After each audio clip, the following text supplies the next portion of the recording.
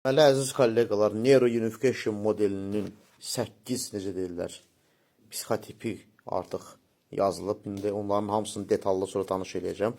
Qısa-qısa adlarını çəkirəm. Fəaliyyətçi, xaricə yönəlik, ekstravert, uğurlu insanlar. Bu bir. Daha sonra fəaliyyətçi, daxilə yönəlik, introvert, uğurlu insanlar. Bu ikincisi. Bunlar da onun xüsusiyyətləridir. Onlara gələcək sonra.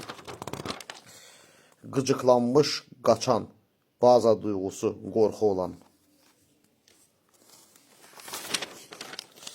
Daha sonra qıcıqlanmış, təqib edən, baza duyğusu, qəzəb olan.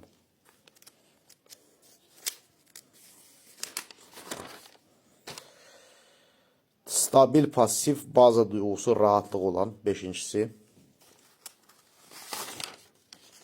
Stabil, aktiv, baza duyğusu, mərhəmət olan. Altıncısı.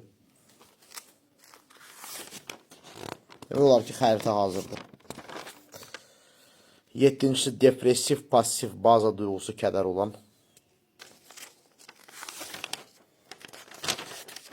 Və səkizincisi, depressiv, aktiv, baza duyğusu, apatiya olan. Ümumiyyətlə, bu artıq irəlilədikcə, yəni dünyada ilk Azərbaycan modeli əslində psixoterapiya və fəlsəfə modeli olacaq. Bütün komandaya, The Dark NLP komandasına xeyirli və uğurlu olsun. Hər kəsə uğurlar arzulayıram.